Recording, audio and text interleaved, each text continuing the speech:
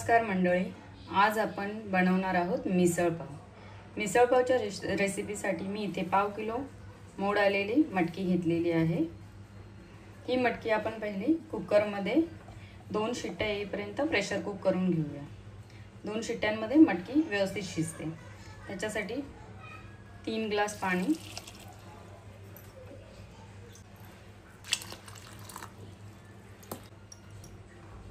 हळद 1 चमचा, मीठ 1 चमचा। कुकरचं झाकण लावून घेते। 2 शिट्ट्या होईपर्यंत आपण मिसळ पावसाठी लागणारे एक वाटण बनवूया। त्या वाटणची कृती आपण सुरुवात करूया। वाटणसाठी इथे आपल्याला लागणार आहेत काही सुके मसाले, 1 चक्रफूल, दालचिनी, जिरे, शहाजिरे, 1 चमचा धणे, 1 चमचा तीळ, सफेद तीळ, खसखस, 2 वेलची, 8 ते 10 काळी मिरी, 1 मोठी वेलची आणि 4-5 लवंगा, 1 वाटी सुकं खोबरं, आलं, 8 ते 10 पाकळ्या लसूण, 2 मीडियम आकाराचे कांदे। हे सगळं सुके मसाले आणि कांदा खोबरा आपण भाजून घेऊ। सुके मसाले इथे आपण 1 चमचा तेलामध्ये भाजून घेऊया। तेल टाकलेले मी कढईमध्ये, तेल गरम होत आहे।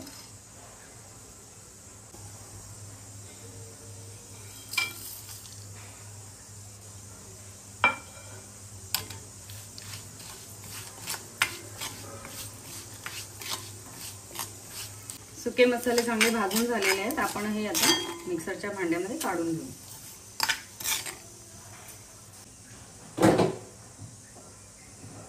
आता आपण कांदा भाजून घेऊया।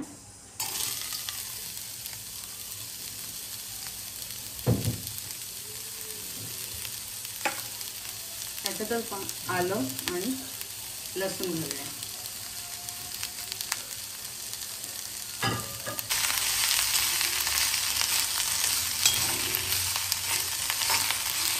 कांदा इथे आपल्याला चांगला भाजून घ्यायचा आहे। थोडं तेल ऍड करूया कांदा भाजण्यासाठी।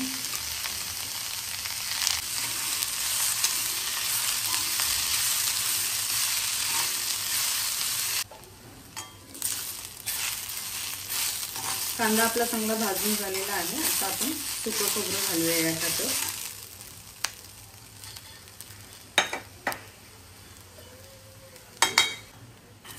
सुकं खोबरं हे चांगलं भाजलेलं आहे। आता आपण गॅस बंद करू। भाजलेलं कांदा खोबरं चांगलं थंड होऊ द्या आणि मग मिक्सरला बारीक वाटून घ्या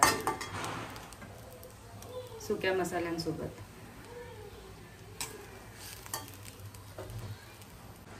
भाजलेले सुके मसाले चांगले बारीक करून घेतलेत। आता आपण याच्यातच कांदा खोबरं घालूया।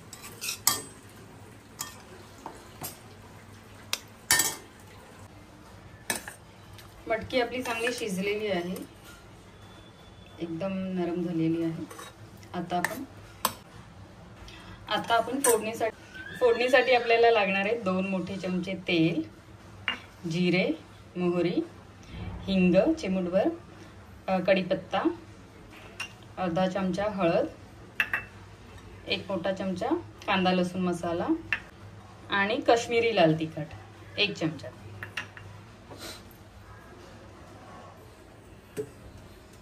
कढई ठेवले,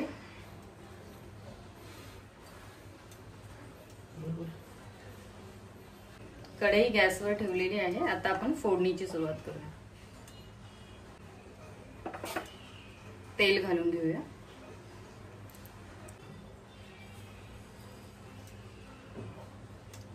जिरे मोहरी घालू,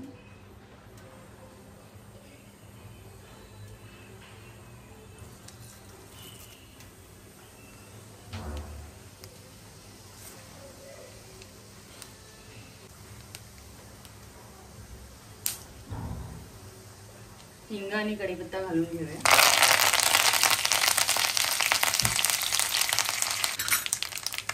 लाल तिखट घालू। लाल तिखट तेलामध्ये घातलं तर चांगला कलर येईल।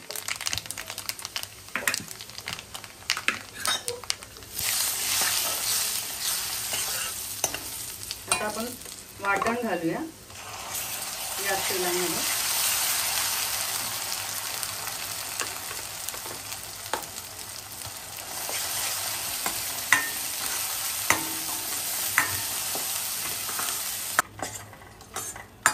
मसाला आपल्याला चांगला तेल सुटेपर्यंत भाजून घ्यायचा आहे, तो आपण भाजूया। हळद घालूया,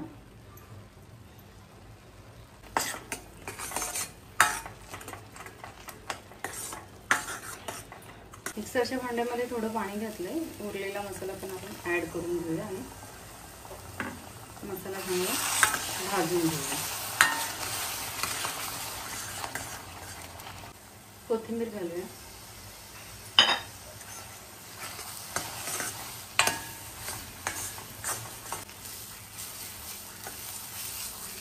मसाला आपला चांगला भाजलेला आहे। आता आपण ह्याच्यात मटकी ऍड करू शिजलेली।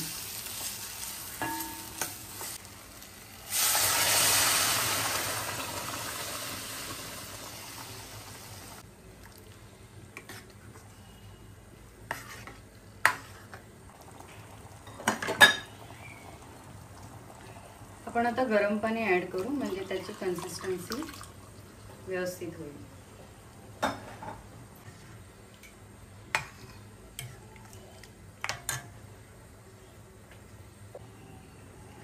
इथे आपण मिठाचं प्रमाण चेक करूया आणि मग 5 ते 7 मिनिटं चांगली उकळी येऊ देऊया।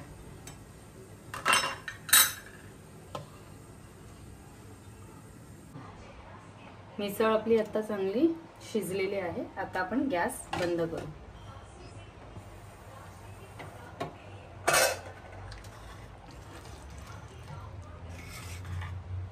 कन्सिस्टन्सी पण बरोबर आहे आणि मीठही बरोबर आहे। आता आपण मिसळ सर्व करूया। आपण आता कोथिंबीर टाकून घेऊया।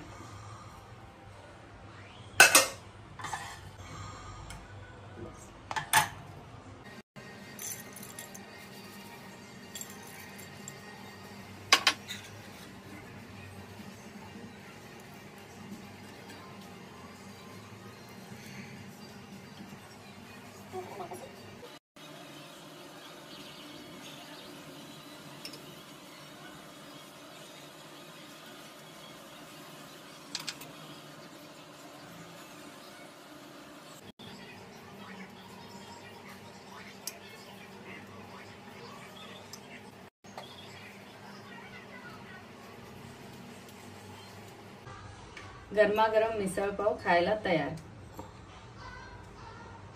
व्हिडिओ पाहिल्याबद्दल धन्यवाद। भेटूया पुन्हा नवीन रेसिपी सोबत।